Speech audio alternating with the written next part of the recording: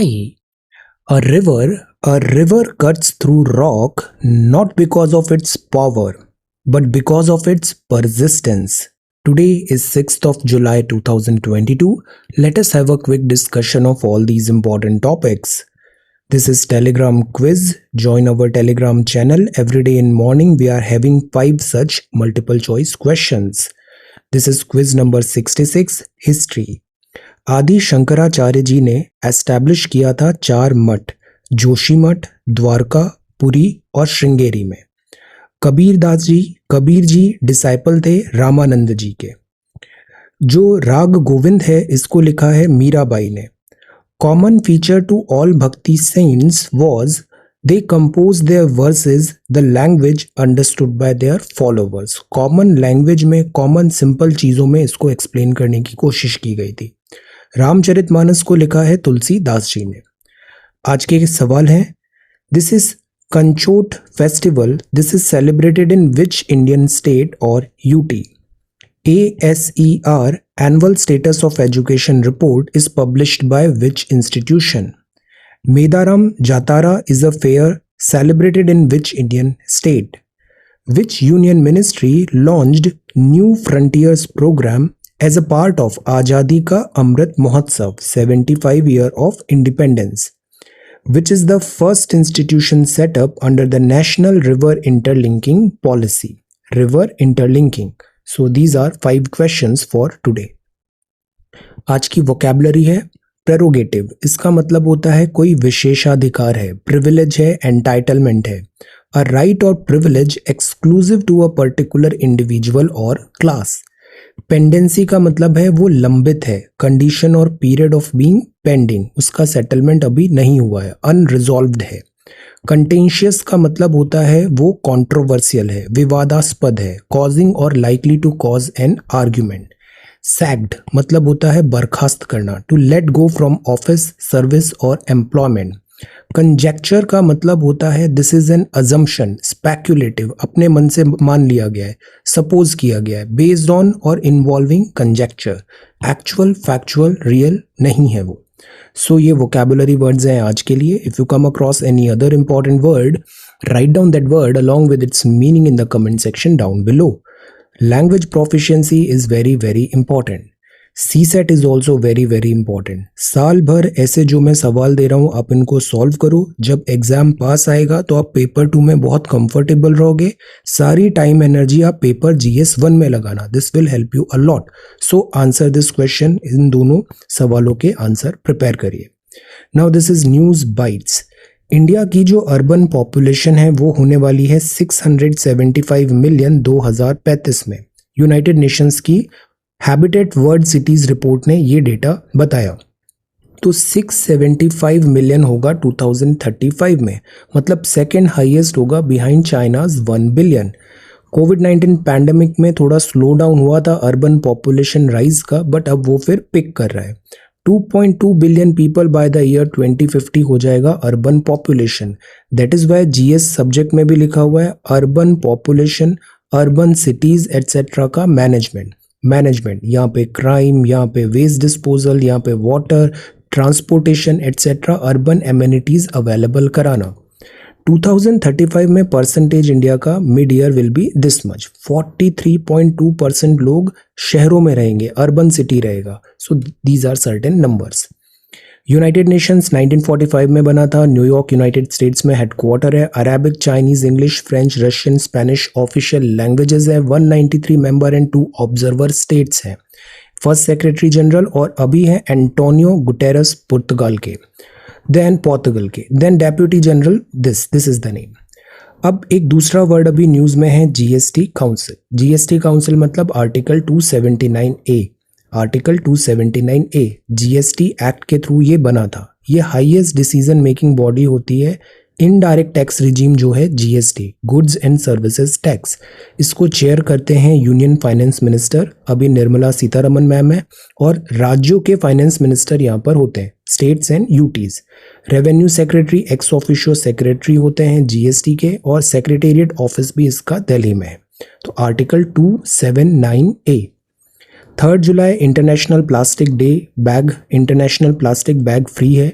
जो प्लास्टिक है एक बहुत बड़ा थ्रेट है, एनवायरमेंट पॉल्यूशन होता है, एनवायरमेंट डिग्रेडेशन होता है, बिकॉज प्लास्टिक जो होता है ये नॉन बायोडिग्रेडेबल होता है। तो अभी गवर्नमेंट ने इनिशिएटिव लिया है सिंगल यूज प्लास्टिक बैग्स को हमको उसका यूजेज बंद करवाना है।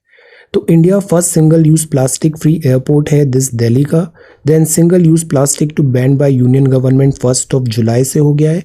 Arignar Anna zoological park plastic bottle से बना है। डाबर पहली plastic waste neutral FMCG company है। एफएमसीजी कंपनी, एफएमसीजी का क्या मतलब होता है tell. FMCG first credit card जो पीवीसी प्लास्टिक रिसाइकल से बना था, एचएसबीसी एक प्लास्टिक पैक्ट है एशियन कंट्रीज का। और this is Dzukou valley in Nagaland, ये प्लास्टिक फ्री जोन बना है। प्लास्टिक पैक्ट में टारगेट है 2030 तक हमको प्लास्टिक का यूजेज जो है उसको कम करना है। So these are certain important news bites. Now 6 जुलाई कल मेंस क्लास में हमने ये दोनों सवालों पे डिस्कशन किया। इंडियन सोसाइटी यूनिक क्यों है, सस्टेनिंग इट्स कल्चर, और ये मेंस दिस हिस्ट्री का सवाल है, मॉडर्न हिस्ट्री। तो 1940 से स्टार्ट करिए और देखिए प्रोसेस ऑफ ट्रांसफ़र जो था, ब्रिटिशर्स ने इतना मेस किया लास्ट फ्यू ईयर्स में, और उसके कारण पूरे इंडियन जो कंट्री थी उसको बहुत सारी डिफ़िकल्टीज एंड हार्डशिप्स झेलनी पड़ी, कॉम्प्लिकेट कर दिया सारी चीज़ें। So try to answer this question. Okay, answer के लिए go to this website srajanindia.1 and upload your answers. सारे सबमिशंस में यहाँ पे अच्छे से पढ़ूंगा और रिव्यू करूंगा। ओके, सी 1 जुलाई 2022 में हमने ऐसे राइटिंग का देखा था। ऐसे क्लास में हमने ये सारी चीज़ें देखी थी। आपको 2 ऐसे कोई भी पिक करके लिखने थे एंड आपने बहुत अच्छे आंसर्स यहाँ पे लिखे हैं। सी रिया, this is so good. Self discovery has now technologically this outsource. So this is good. This is the way. एक इंट्रोडक्शन है, फिर आप 1 by 1 जो पैराग्राफ्स हैं वो बहुत ज़्यादा लंबे नहीं होने चाहिए, कीप इट शॉर्ट, 4, 5, 6 लाइन, और वेराइटी होना चाहिए, मोनोटोनस नहीं होना चाहिए। ओके, सो ये सारी चीज़ें आपने यहाँ पे आर्ग्यूमेंट्स दिए, उसको जस्टिफाई किया, इंपॉर्टेंट कीवर्ड्स अंडरलाइन किए, वेरी गुड। और वी ट्राई टू रिमेन जो सिलेबस है, जो हमारा एग्जाम पर्पस है, उसके विद इन हम रहें। सी हमने थिंकर्स के नाम लिखे हैं यहाँ पे, वेराइटी है, मोनोटोनस नहीं होना चाहिए राइटिंग, और राइटिंग में प्रिसीजन भी होना चाहिए। So this is really really good. Nandini, this is again really good.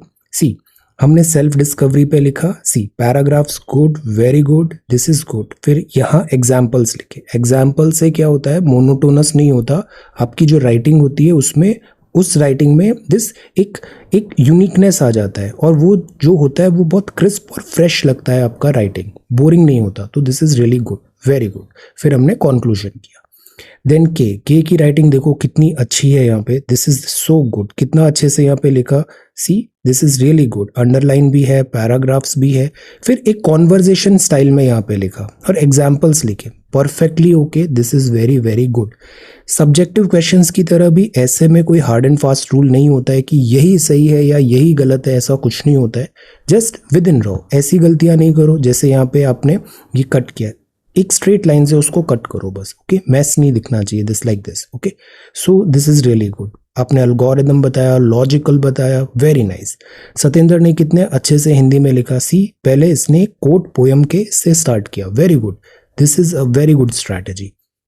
फिर इसके बाद यहाँ पे स्टार्ट किया, very good, build back better भी बताया, एग्जाम्पल्स बताया, examples are good, data facts वगैरह को यूटिलाइज करना है। बुद्ध के बारे में ये बताया, this is good, very good. हम पॉइंट्स के बजाय इसको सिंपल सिंपल पैराग्राफ में भी लिख सकते हैं, सिंपल पैराग्राफ, जरूरी नहीं है कि हम 10, 11, 12 लिखे, just paragraph. Okay, then Leo, this is Saurav, this is so good, आपकी हैंड राइटिंग भी बहुत अच्छा है, this is very good. See पहले हमने एक भूमिका बनाया, फिर उसके बारे में बताया, फिर कार्ल मार्क्स के बारे में बताया। तो सी द फ्लो, रिदम आ रही है पढ़ने में, और ये रिदम होना चाहिए। शॉर्टर सेंटेंसेस हो, प्रिसीजन हो, बहुत ज़्यादा लेंदी नहीं करना है हमें, कॉम्प्लिकेटेड नहीं करना है, ये हमें ध्यान रखना है। अब जैसे आपने ये कोट से स्टार्ट किया, very good, this is really good. English में उसका एक्सप्लेनेशन भी बताया, this is really nice. Underline है, पैराग्राफ बहुत बड़े नहीं होने चाहिए और मोनोटोनस नहीं होने चाहिए, चेंज करना है। एक्टिव वॉइस ज़्यादा से ज़्यादा यूज़ करो, डायरेक्ट सेंटेंसेस यूज़ करो, राइटिंग बहुत क्रिस्प होगी, वर्बोसिटी नहीं लाना है।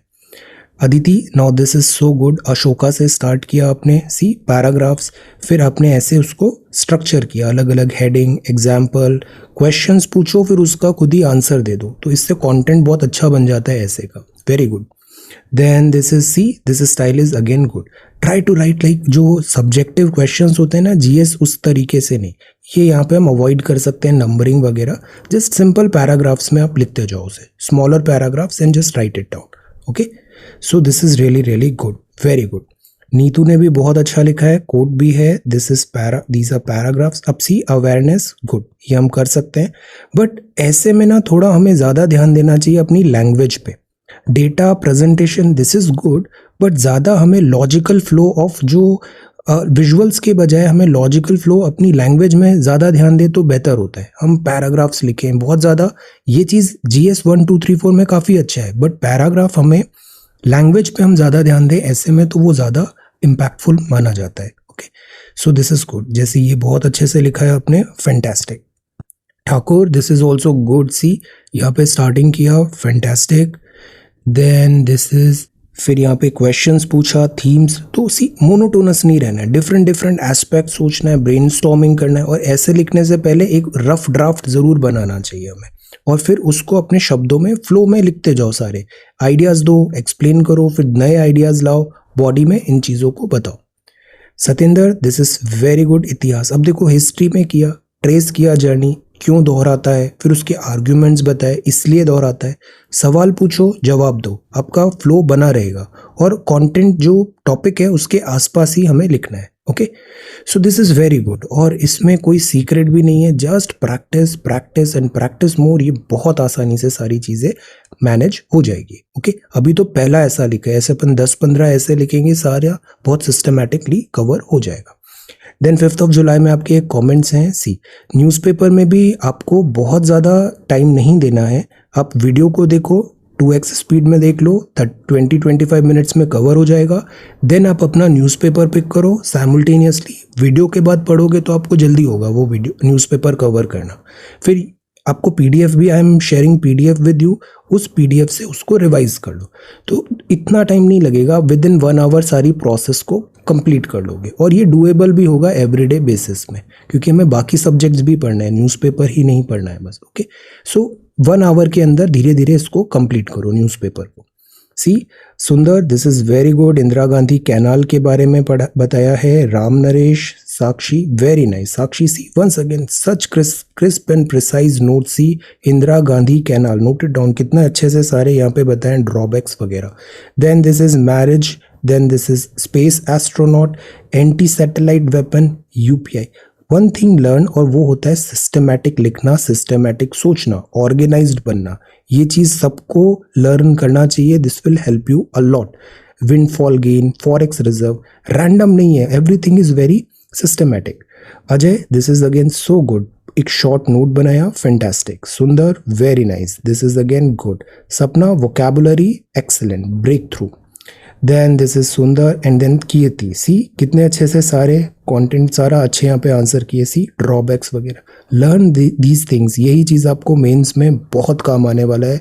गागर में सागर, कम शब्दों में ज़्यादा बोलने का सीखना है हमें। Okay, then Ratna Priya, this is again very good. Somnath ने भी सारे आंसर्स यहाँ पे दिए। Quiz and this excellent. Participate करने से इंटरेस्ट आएगा, पढ़ाई ऑन ट्रैक रहेगी।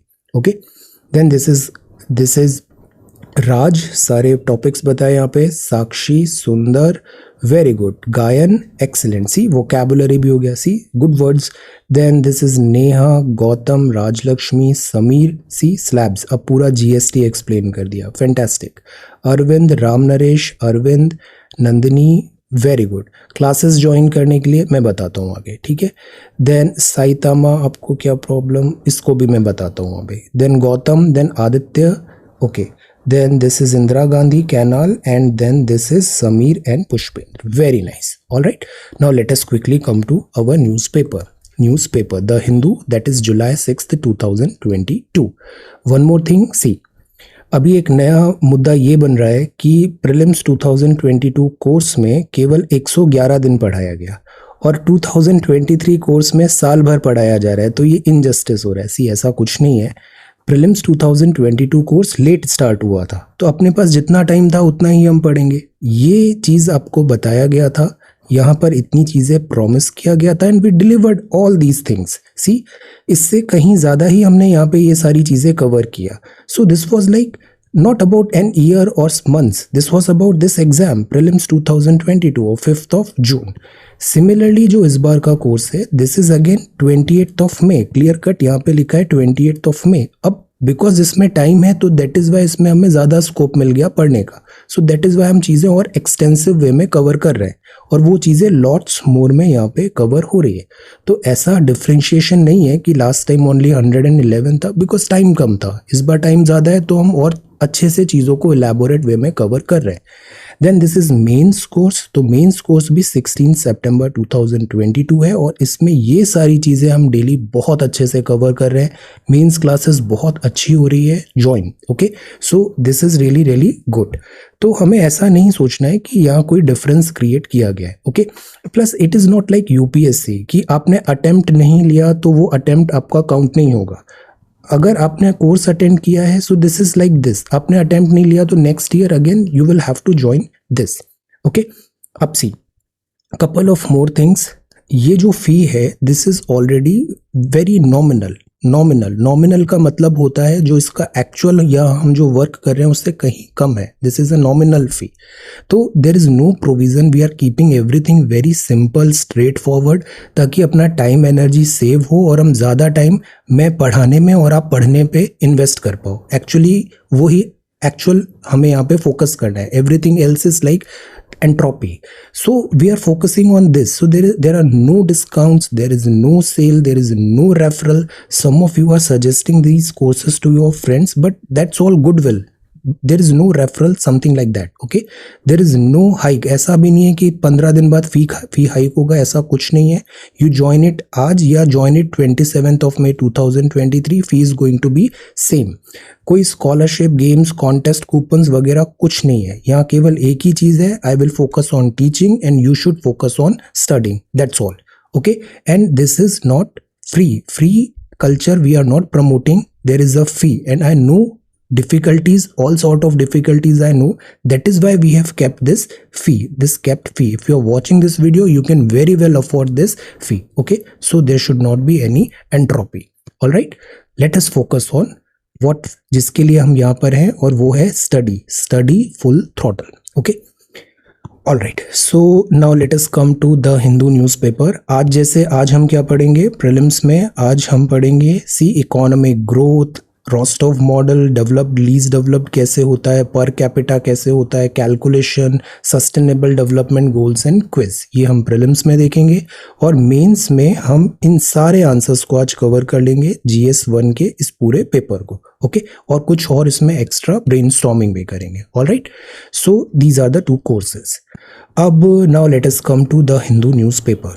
फर्स्ट जो न्यूज़ है वो है centre to soften punitive steps in environment cases. Ministry points to suggestions to decriminalize provision. See, कई बार क्या होता है, जैसे अभी फेमा है, फेमा से पहले एक फेरा आता था, उसमें जेल एंड क्रिमिनलाइजेशन ऐसी बातें होती थी। एनवायरनमेंट में भी अगर वायलेशन किया है तो अगर वहाँ पे क्रिमिनलाइजेशन है कि लाइक अगर किसी कंपनी ने या फिर किसी इंडिविजुअल ने एनवायरमेंटल लॉ ब्रेक किया है तो वहाँ पे आप लाइक उनका लाइक क्रिमिनलाइज होगा, अरेस्ट होगा, डिटेंशन होगा। तो ये एट टाइम्स क्या होता है, डेट्रीमेंटल हो जाता है ग्रोथ एंड डेवलपमेंट के लिए। We are not saying this कि एनवायरनमेंट केसेस के वायलेशन हो रहा है, एनवायरनमेंट डैमेज हो रहा है तो पनिशमेंट नहीं हो, बट इसको यहाँ पे और रेलेवेंट करने की कोशिश किया गया है, थोड़ा सॉफन किया गया है। तो मिनिस्ट्री ने पॉइंट किया है suggestion to decriminalise provisions. Union environment ministry ने प्रपोजल दिया है। एनवायरमेंटल प्रोटेक्शन एक्ट जो है इसके कुछ क्लॉजेस जिसमें था कि जेल हो जाएगी, imprisoning violators with one that only requires them to pay a fine. तो फाइन का होगा बट ऐसा जेल इम्प्रिजन यहाँ पे थोड़ा सॉफन कर दिया गया। It does not apply to violation that cause grave injury or loss of life. तो again this is selective, case by case basis पे होगा. अगर ग्रेव ग्रॉस वायलेशन किया है, एनवायरमेंट डैमेज किया है, या फिर कई बार एनिमल क्रूएलिटी हम देखते हैं, लॉस ऑफ लाइफ हो रहा है वहाँ पे, तो उस केस में तो इम्प्रिजनमेंट, जेल एटसेट्रा होगा. बट अदर सच केसेस में इम्प्रिजनमेंट की बजाय फाइन्स लगेंगे. फाइन्स जैसे कि ऐसा कुछ, उसका नंबर भी बढ़ा दिया है, पहले के जो फाइन थे उससे 500 टाइम्स ज़्यादा आपको जुर्माना भरना पड़ेगा. So this is there. Fear of imprisonment जो होता है तो उससे वायलेशन फिर एनवायरमेंट का नहीं होता है. अब सी, यहाँ एक और चीज़ है कि प्रोविज़न है इंडियन पीनल कोड 1860 का section 24 of the environmental protection act. तो सीरियस वायलेशन है, जैसे कई बार हम देखते हैं वाइल्ड लाइफ का पोचिंग हो रहा है, कई बार हम देखते हैं कि जो एनिमल्स हैं, वाइल्ड एनिमल्स हैं, उन पे एट्रोसिटीज़ हो रही है, उन पे उनका लाइफ लॉस हो रहा है. सो उन पे इंजुरी इन्फ्लिक्ट की जा रही है. तो ग्रीवियस इंजुरी है, लॉस ऑफ लाइफ है, तो उसमें फिर आईपीसी सेक्शन 24 रहेगा. तो एक चीज़ तो ये है. दूसरा इसमें चेंजेस ये लाने की बात है कि एक एडजुडिकेशन ऑफिसर बनाते हैं जो इन सब चीज़ों का लुक आफ्टर करेगा, और एक बनाते हैं फंड. तो दो चीज़ें, एक बनाते हैं एडजुडिकेशन ऑफिसर, दूसरा हम एक फंड कलेक्शन का प्रोविज़न भी रखते हैं. तो एनवायरमेंटल प्रोटेक्शन एक्ट को एज सच डायल्यूट नहीं किया जा रहा है, इसको जस्ट मॉडर्नाइज किया जा रहा है. This is the argument over here जो एनवायरमेंट मिनिस्ट्री ने बोला है.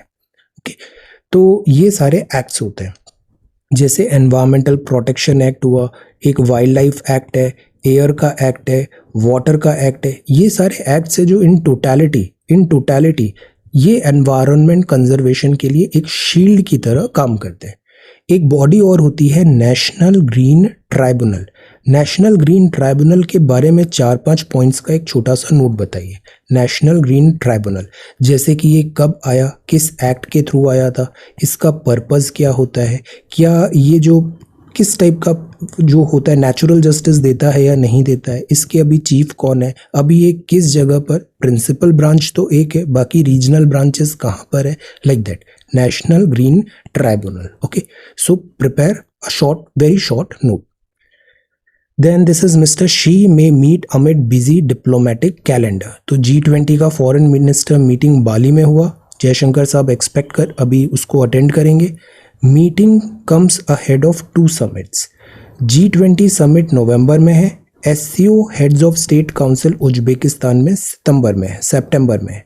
This is Shanghai cooperation organisation और दिस इज G20. इंडिया दोनों में मेंबर है, G20 एंड SCO. तो यहाँ पॉसिबिलिटी है, because China is also a member, तो हमारे प्रधानमंत्री साहब and Chinese president mister Xi Jinping दोनों फेस टू फेस मीटिंग हो सकती है. ये सिग्निफिकेंट इसलिए भी है मीटिंग बिकॉज 2020 में जो गलवान क्राइसिस हुआ था उसके बाद पहली सच मीटिंग होगी. Okay, so this is the front page of the Hindu. Next is waiting time. This is cold comfort. Pilgrim है, ये अमरनाथ यात्रा टेम्पररली सस्पेंड हुआ है due to bad weather. This is waiting time. Then this is editorial. First editorial is political. Second is a matter of import. बड़ा अच्छा highlight दिया हुआ है यहाँ पे.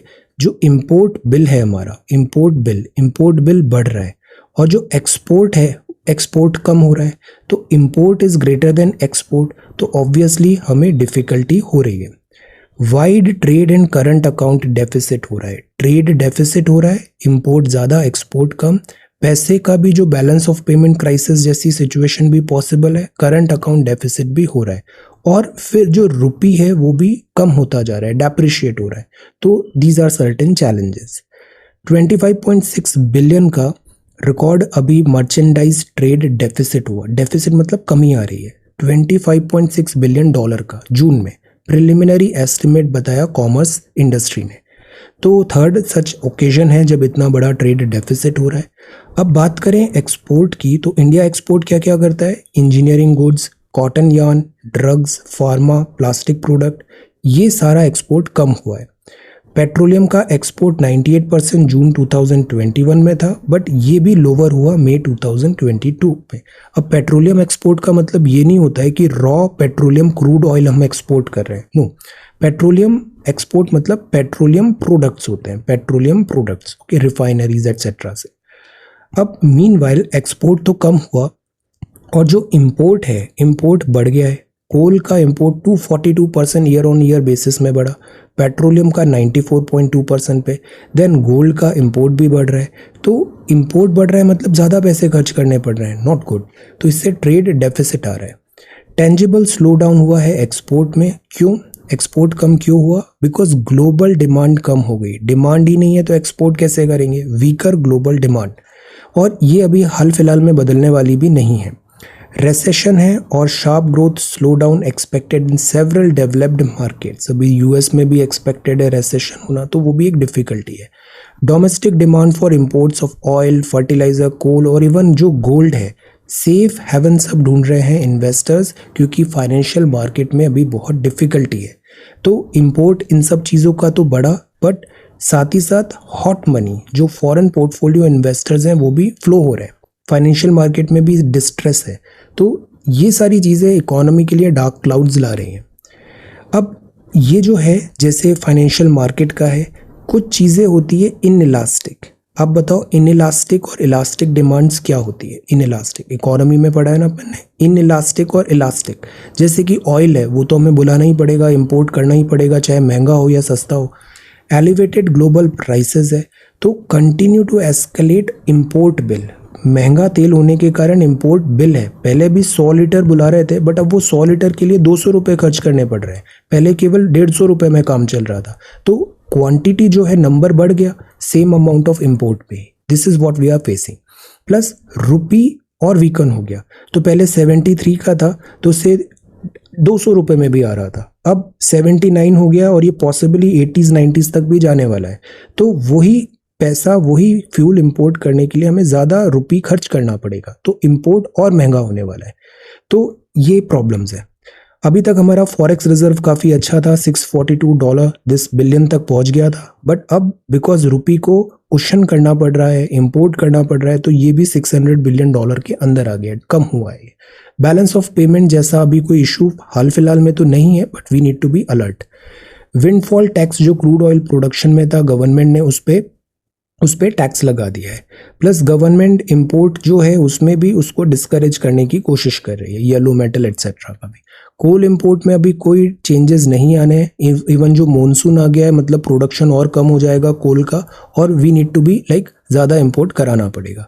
सो द पॉलिसी मेकर्स के लिए अभी बहुत टाइट रोप चलना है, इस विशियस साइकिल में हमें नहीं आना चाहिए।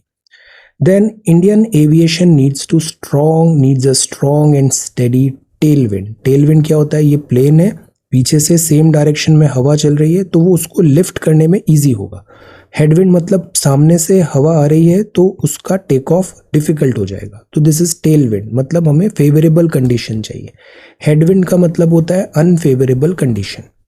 तो पॉलिसी मेकर्स को चाहिए कि वो रिकॉग्नाइज करे कंट्री का untapped potential, work toward dismantling the many hurdles. ये जो एविएशन है, एविएशन सेक्टर हमेशा डिफिकल्टी में ही रहा है। जैसा हमने सोचा था कि ये बहुत लुक्रेटिव बनेगा, उतना कभी बना नहीं एविएशन इंडस्ट्री। पहले जो टाइम था इंडिया का, शुरू में सब नेशनलाइज था, केवल 2 ही चैनल आते थे, दूरदर्शन 1 और 2। आर.के. लक्ष्मण साहब के कार्टून्स आते थे, कार 2 ही आती थी, एम्बेसडर या फिएट पद्मिनी। मोटरसाइकिल में भी 2 ही ऑप्शन थे, या तो बुलेट एनफील्ड या फिर जावा। फिर बजाज एंड दिस स्कूटर एक आया। टेलीफोन कंपनी एक ही थी, 2 एयरलाइंस थी, air India, Indian airlines. Over the period of time PV Narasimha Rao साहब के टाइम पे 1991 एलपीजी रिफॉर्म्स आएंगे, मनमोहन सिंह साहब यहाँ पे इनिशिएट करेंगे। 1991 में मनमोहन सिंह साहब का कौन सा पोर्टफोलियो था? डॉक्टर मनमोहन सिंह साहब, क्या आप आरबीआई के भी गवर्नर रहे हैं? इकोनॉमिस्ट आरबीआई के भी गवर्नर रहे हैं? क्या आप फाइनेंस मिनिस्टर भी रहे? और देश के प्रधानमंत्री तो आप रहे ही हैं। सो दिस इज दैट। अब फिर क्या होता है, इस तरीके से 1991 के बाद हमारा डिसइन्वेस्टमेंट का जर्नी चालू होता है। तो ये डॉक्टर मनमोहन सिंह साहब के टाइम पे होता है, राजीव गांधी जी के टाइम से स्टार्ट हुआ था, अटल बिहारी वाजपेयी साहब के टाइम पे भी ये कंटिन्यू होता है। और फिर आपको बहुत सारे ऑप्शंस मिलने लग जाते हैं न्यूज़ मीडिया में एंड एवरीवेयर। प्राइवेट सेक्टर के लिए भी ओपन हो जाता है। ये जो लाइसेंस राज है और जो मोनोपोली है, ये भी ओपन हो जाती है। एविएशन में भी बहुत सारे नए प्लेयर्स आते हैं, बट एविएशन में वो सर्वाइव नहीं कर पाते हैं मोस्ट ऑफ देम। अब बैरियर्स आते हैं। बैरियर्स क्या होते हैं? एक तो मोनोपोली हो जाती है, एंट्री बैरियर में रेगुलेशन की डिफ़िकल्टी है, फ्यूल महंगा है, टैक्सेस ज़्यादा है, पब्लिक सेक्टर एयरपोर्ट्स इनएफिशिएंट होते हैं और कई बार रॉबस्ट कंपटीशन नहीं है, तो इनकी पॉलिसी में भी प्रॉब्लम था और एविएशन इंडस्ट्री में ये एयरलाइंस बहुत अच्छा परफॉर्म नहीं करी। फिर क्या होता है? फिर एक टाइम आता है कि एंटरप्रेन्योरशिप का टाइम आता है, यूरेका मूवमेंट, बट उसमें भी दूसरे सेक्टर तो बेनिफिट करते हैं, जैसे आईटी का हो गया, नारायण मूर्ति साहब इन्फोसिस बनाते हैं, लाइक दैट। बट एविएशन में ऐसा कुछ एंटरप्रेन्योरशिप का यूरेका मूवमेंट नहीं आता है। स्टार्टअप इंडिया भी है, हाईटेक कंपनीज, सबको एनकरेज किया जा रहा है, तो एविएशन में भी such thing is required because aviation is about connectivity. Equitable economic growth होना चाहिए यहाँ पे, और ग्लोबल लेवल का हमें एविएशन में एयरलाइंस को बनाना ज़रूरी है जिसके पास स्केल भी हो और माइट भी हो। तो इंडिया के साथ कैसे किया जाए? और एविएशन का मतलब ट्रांसपोर्टेशन, मतलब कार्गो ट्रांसपोर्टेशन भी होगा, एक्सेसिबिलिटी हो लोगों को भी, जैसे उड़े देश का आम नागरिक हुआ, एक्सेसिबिलिटी हो, रीजनल कनेक्टिविटी दी जाए। तो ऑल्दो ये इतना इफेक्टिव नहीं हो पाया, अगेन कोविड-19 का इम्पैक्ट आ गया, या फिर से एविएशन फ्यूल महंगा है तो जो रूट्स होते हैं वो प्रॉफिटेबल नहीं होते, डिसीजंस करेक्ट नहीं होते, तो इन टोटलिटी एविएशन सेक्टर में वो जो राइज होना चाहिए वो कभी भी फील नहीं हुआ। तो रिफॉर्म्स आर नेसेसरी, एविएशन को इग्नोर नहीं करना चाहिए। एविएशन मतलब कार्गो भी होता है, पैसेंजर भी होता है, कार्गो भी होता है, so this can open up बहुत सारी एम्प्लॉयमेंट अपॉर्चुनिटीज़। तो एयरलाइंस में यहाँ पर रिक्वायरमेंट है एक सिस्टमेटिक ओवरहॉल, जिस तरीके से ये वर्क करती है। अक्सर क्रिटिसिज्म आईएएस का भी यहाँ पे होता है कि IAS is like a generalist. कई बार जैसे भेल है, भेल में इंजीनियर्स भी आते हैं, यंग इंजीनियर्स भी आते हैं, तो चीफ उनको नहीं बनाते जो सीनियर में पहुंच जाते हैं, बल्कि किसी एक आईएएस को पैराशूट करके यहाँ पे बैठा देते हैं।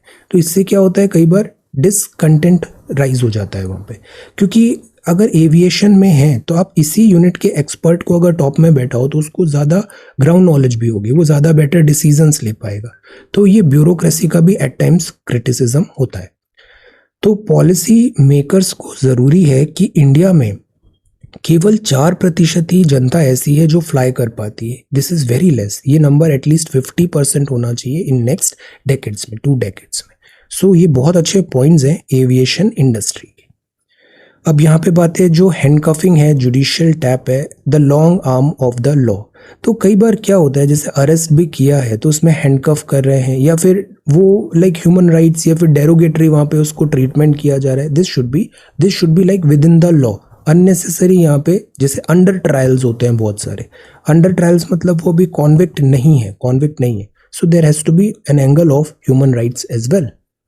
श्रीलंका को हम मीनिंगफुली हेल्प कर रहे हैं। अब जैसे बेल्ट एंड रोड इनिशिएटिव आगे था, डे 1 से बोल रहे हैं बेल्ट एंड रोड इनिशिएटिव एक बहुत बड़ा डेट का ट्रैप है। एंड सी श्रीलंका, जो स्मॉल आइलैंड कंट्रीज थी या फिर वो कंट्रीज जो जिनकी फाउंडेशन वीक है, जो इकोनॉमिकली अनसस्टेनेबल है, जैसे कि पाकिस्तान, इन कंट्रीज़ ने जो बेल्ट एंड रोड इनिशिएटिव है इससे बहुत पैसे ले लिए, और अब इनके जितने भी प्रोजेक्ट्स हैं वो प्रॉफिटेबल नहीं है, वो एक वाइट एलिफेंट बन गए, वाइट एलिफेंट। तो लोन चुका नहीं पा रहे हैं, तो इनकी सोवरेनिटी जा रही है, और सोवरेनिटी जा रही है towards this China. Now this is the way to control tuberculosis, TB को कंट्रोल करना। देन इस वर्ड का मीनिंग क्या होता है? Tell what is the meaning of this word. जब वर्ल्ड वॉर 2 पढ़ते हैं ना अभी, तो वहाँ पे जो हिटलर था, जर्मन आर्मी थी, उसने इस वर्ड को काफ़ी यूज़ किया था। What is the meaning of this word? Then this is text and context. Coal का आउटपुट राइज होगा ऐसा कहा जा रहा है, बट मानसून भी है, we have to be like cautious. ये कुछ माइंस हैं, ऑपरेशनल कोल माइंस हैं, पकरी बरवाडी झारखंड में, दिस इज दुलंगा उड़ीसा में, and this is Talaipalli Chhattisgarh में। यहाँ पे एनटीपीसी प्रोडक्शन को एलिवेट करने की कोशिश कर रहा है। Vaccination, Sydney floods, rebuild Ukraine. अब देखो सिडनी में भी फ्लड्स आ गए, urban flooding is a real thing. ये आर्टिकल बहुत अच्छा है और इसमें एक्सप्लेन किया है ये जो फॉरेन पोर्टफोलियो इन्वेस्टर्स हैं, ये देश का स्टॉक मार्केट छोड़ के फ्लाई क्यों कर रहे हैं। वैसे भी ये होते तो हॉट मनी है, बट ये फ्लाई क्यों कर रहे हैं? तो सी, फॉरेन पोर्टफोलियो इन्वेस्टर्स हैं, ये सेलिंग स्प्री में है, ये लीव कर रहे हैं इंडियन स्टॉक मार्केट को। 44,000 करोड़ का अभी मई में लीव हुआ और ये नंबर बढ़ रहा है। So this is there. अब एफपीआई क्या होता है? एफपीआई होता है फॉरेन पोर्टफोलियो इन्वेस्टर। ये फंड में करते हैं। जैसे एक होता है एफडीआई, एक होता है एफपीआई। एफपीआई तो एफपीआई मतलब स्टॉक मार्केट्स में आ रहा है, एफडीआई मतलब टेक्नोलॉजी आएगा, जॉब आएगा, एम्प्लॉयमेंट आएगा, उनकी फिजिकल प्रेजेंस आएगी। यहाँ फिजिकल प्रेजेंस नहीं है तो ये जल्दी आता है तो जल्दी चला भी जाता है। अब सी ये लीव कर रहा है। इन्वेस्टमेंट जो होता है एफपीआई का वो होता है स्टॉक मार्केट्स में, इक्विटी, बॉन्ड्स, म्यूचुअल फंड्स में। ये generally not active shareholders होते हैं, हो भी सकते हैं। They do not exert any control over the companies whose shares they hold, so they are like just उन्होंने अपना पैसा यहाँ पे पार्क कर रखा है। Passive nature of their investment allows them to enter or exit a stock at will and with ease. So they come easily, they go easily. Okay, so these are FPI. अब FPI का क्यों exit हो रहा है? तो देखो इतना 2008-9 के टाइम पे भी हुआ था जब रेसेशन आया था यूएस में, अभी कुछ वैसे ही हालात फिर नजर आ रहे हैं। तो कॉन्करेंट एक्सपेंशन इकोनॉमिक आउटपुट का हुआ, 2008 के क्राइसिस में भी FPI ऐसी एग्जिट किए थे, फिर सच टाइप ऑफ सर्कमस्टेंसेस बन रहे हैं। अब एफपीआई जो होते हैं ना ये डिफरेंशियल कमाते हैं। जैसे यूएस में 2% इंटरेस्ट रेट है, इंडिया में से 6% इंटरेस्ट रेट है। आर्बिट्राज बीच का जो इनको है डिफरेंशियल, वो इनका मुनाफा हो जाएगा। तो ये हमेशा ढूंढते रहते हैं कि कहाँ पे प्रॉफिट हो रहा है, वो उस जगह पे अपना पैसा लगा देते हैं। जहाँ वहाँ प्रॉफिट कम नजर आता है ये पैसा वापस निकाल लेते हैं।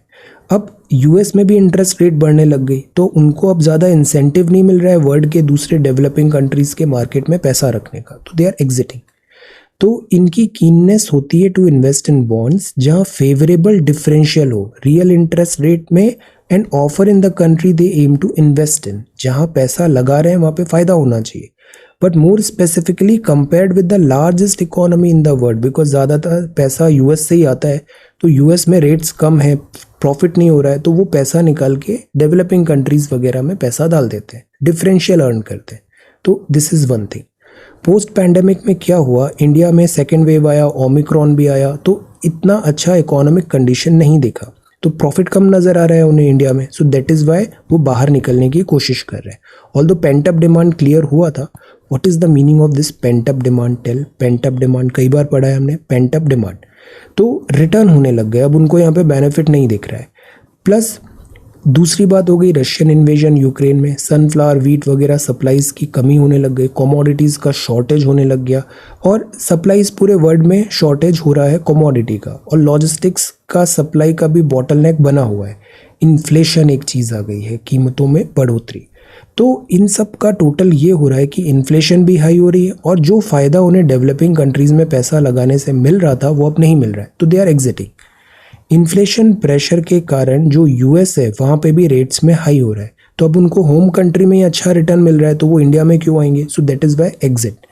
तो यूएस फेडरल रिजर्व ने जैसे बेंचमार्क रेट इंटरेस्ट बढ़ा दिया, तो ये जो डिफरेंशियल पहले मार्जिन था फायदे का अब ये नज़र नहीं आ रहा है, so they are exiting. Healthy returns अब उनको पहले जैसे नहीं, कंट्री में ही मिल जाएंगे, ओन कंट्री यूएसए में ही मिल जाएंगे, तो वो क्यों आएंगे इंडिया, साउथ कोरिया, ऐसे डेवलपिंग कंट्रीज़ में? They will not come. तो इसके कारण India, Brazil, south Africa, such type of countries के जो स्टॉक मार्केट्स हैं ये रेड में है।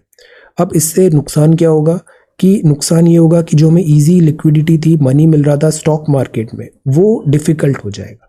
बट निर्मला सीतारमन मैम ने कहा कि ठीक है एफपीआई जा रहे हैं, बट इंडिया में भी लोगों में स्टॉक मार्केट में इन्वेस्टमेंट करने का कल्चर बढ़ रहा है, तो डोमेस्टिक इन्वेस्टर्स इतना पैसा लाएंगे कि अगर फॉरेन पोर्टफोलियो इन्वेस्टर एग्जिट भी कर जाए तब भी स्टॉक मार्केट ग्रो करेगा। ये आर्ग्यूमेंट था।